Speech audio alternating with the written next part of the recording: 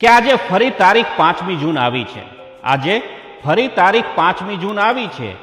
કેલેન્ડરના પાના પર લીલો રંગ લઈને આવી છે.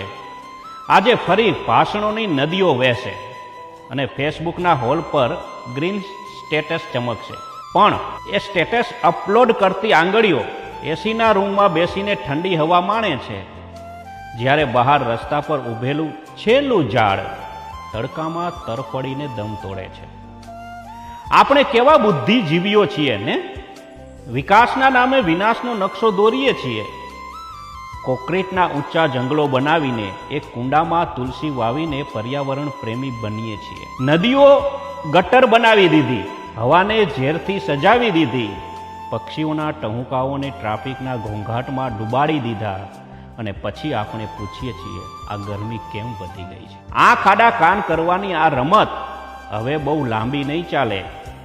યાદ રાખજો, કુદરત ક્યારેય લોન માફ નથી કરતી, તે વ્યાજ સાથે હિસાબ વસૂલ કરે છે. માત્ર એક દિવસ છોડ વાવીને સેલ્ફી લેવાથી કંઈ નહીં થાય.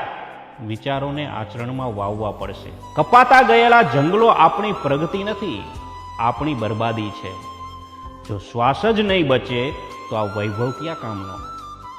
વિશ્વ પર્યાવરણ દિવસની ઉજવણી ત્યારે જ સાચી ગણાશે જ્યારે પૃથ્વીનો દરેક શ્વાસ પ્લાસ્ટિક મુક્ત અને શુદ્ધ બનશે. આવો માત્ર કેલેન્ડરના પાના નહીં, આપણી આદતો અને આપણું આચરણ બદલીએ. આ કવિતાનો મર્મ કહેવાનો એટલો છે કે પ્રકૃતિ વિના આપણું કોઈ અસ્તિત્વ નથી. જો આજે આપણે પર્યાવરણ સામે આ ખાડા કાન કરીશું તો આપણી આવતીકાલ સામે જોવાનું પણ છોડી દેશે. ઉજવણી માત્ર શબ્દોમાં નહીં, સક્રિય આચરણમાં પણ હોવી જોઈએ.